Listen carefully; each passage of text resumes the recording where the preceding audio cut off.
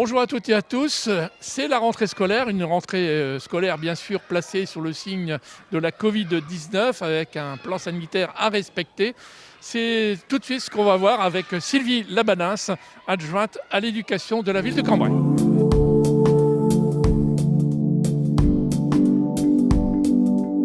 Alors Sylvie, bonjour. Bonjour Jean-François. Vous êtes donc adjointe à l'éducation et donc aux écoles. Cette rentrée scolaire est quand même sous un angle un peu spécial, on va dire. Oui, c'est la première année, bien sûr, la continuité de l'an dernier suite à la crise sanitaire du Covid depuis le mois de mars. Donc les enfants ont réintégré donc leurs écoles respectives. Bien sûr en gardant toutes les sécurités qui sont dans le protocole sanitaire qui est sorti fin août pour l'application dans les établissements scolaires, notamment comme la distanciation sociale, qu'on essaie de préserver, les circuits de circulation, les sens de circulation dans les écoles, voilà, en sachant que le port du masque n'est pas obligatoire pour les enfants inférieurs à 11 ans. Sauf pour les professeurs. Voilà, tout adulte dans l'école, que ce soit nos personnels municipaux, que ce soit les enseignants, toutes les personnes qui gravitent autour des enfants doivent porter leur masque. Voilà, et après, les parents, s'ils souhaitent donner un masque par précaution à leur enfant, c'est leur choix.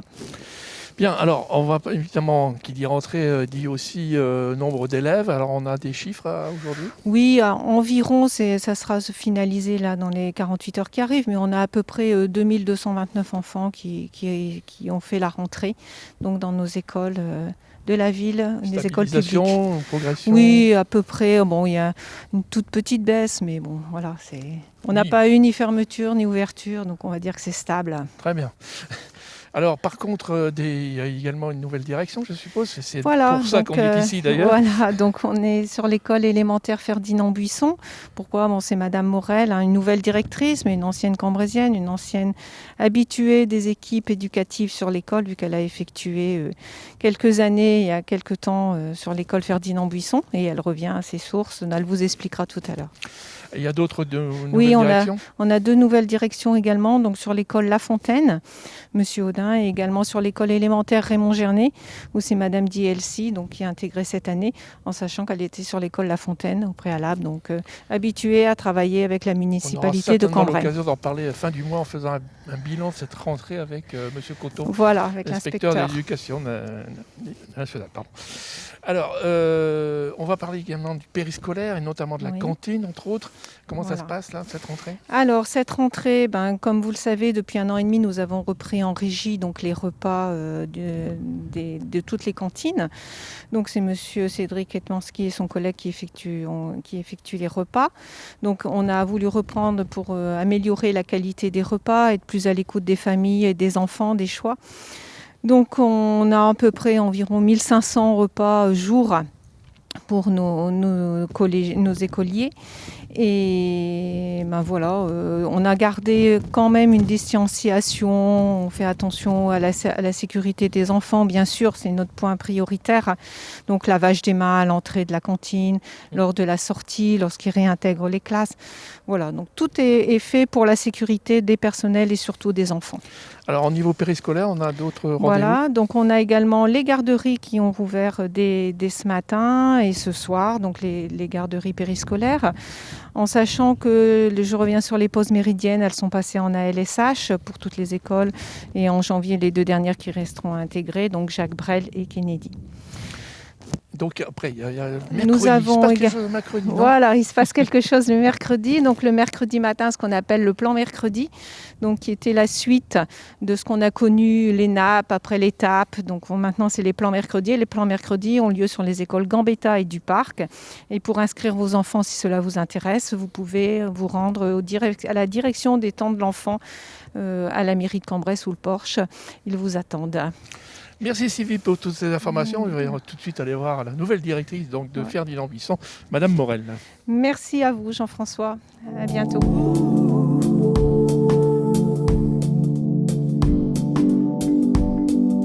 Madame Borel, bonjour. Bonjour monsieur. Alors, vous allez peut-être vous présenter, vous n'êtes pas une inconnue dans cette école. Non, du tout, je ne suis pas une inconnue. C'est presque un retour aux sources, puisque j'ai déjà exercé pendant 12 années consécutives dans cette école, du temps où il y avait 13 classes dans cette école.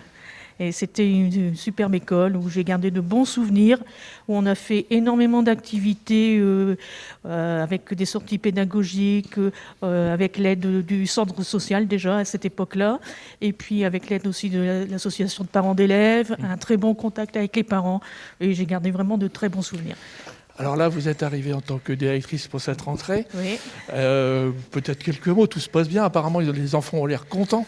Bon, je pense qu'ils sont contents. Ce matin, ils étaient pour certains un peu stressés pour une reprise suite à la situation sanitaire. Oui, bien sûr. Mais tout s'est bien passé. Et puis là, bon, ils sont contents d'être revenus, sans problème. Alors, auparavant, vous étiez dans quelle école alors ? Alors, auparavant, je fonctionne pratiquement par décennie, puisque j'ai fait 10 ans à l'école Joliot-Curie à Éconœuvre.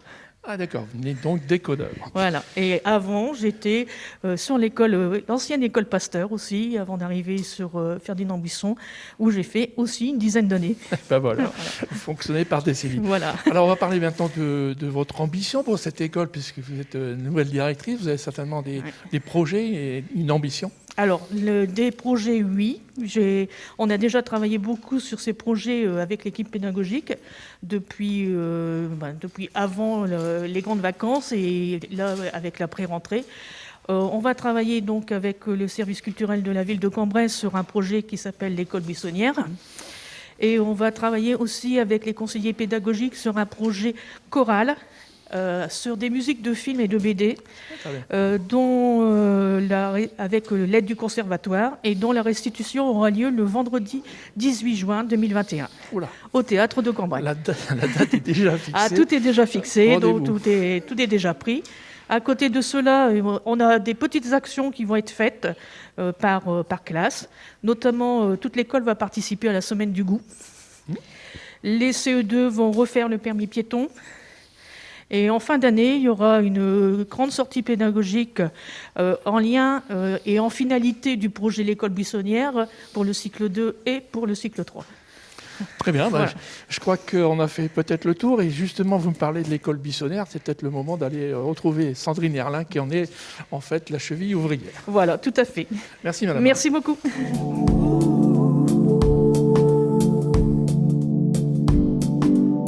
Sandrine Erlin, bonjour. Bonjour Jean-François. Alors, on est ici donc à l'école Ferdinand Buisson pour un projet que vous menez.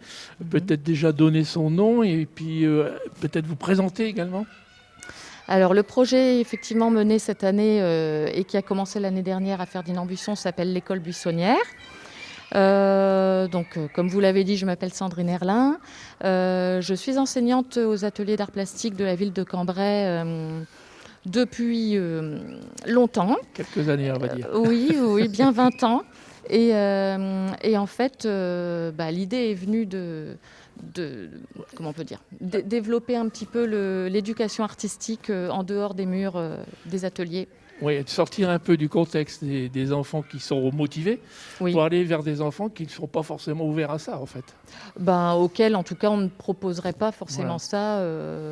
Donc l'idée, c'était de ne plus faire de choix, de différence. Enfin, il n'y a pas de choix, mais ce que je veux dire, c'est que finalement, là, en faisant ce projet dans une école, on s'adresse à tous les enfants sans distinction. Alors, c'est un projet qui est à l'initiative de la ville de Cambrai, et notamment de Monsieur le maire. Oui.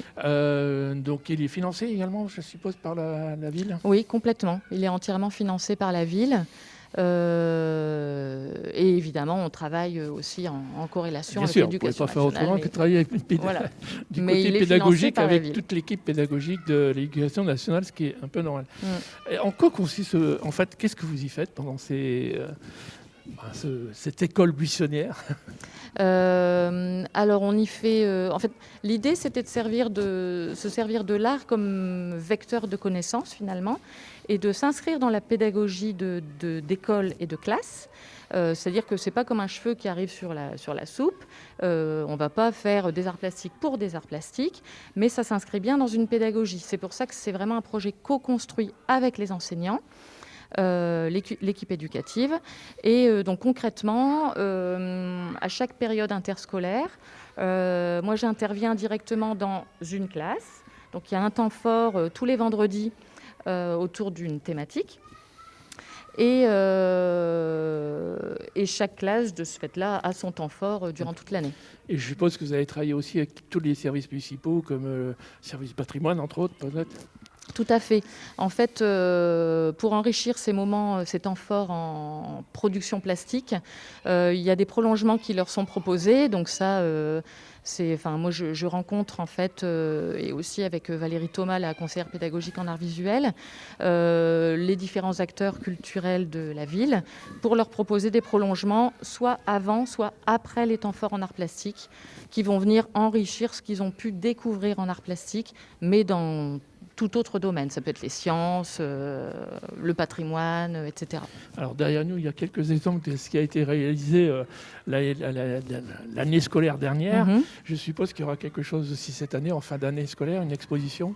Ah oui, oui. Et puis bon, là, effectivement, tout a été stoppé avec le confinement.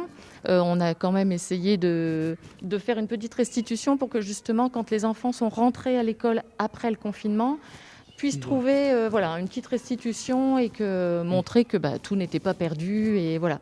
Et cette année, l'année dernière, chaque enseignant avait choisi une thématique. Mais cette année, on a choisi de prendre une thématique pour toute l'école, pour encore donner plus de cohésion au projet. C'est l'eau. Ah, voilà.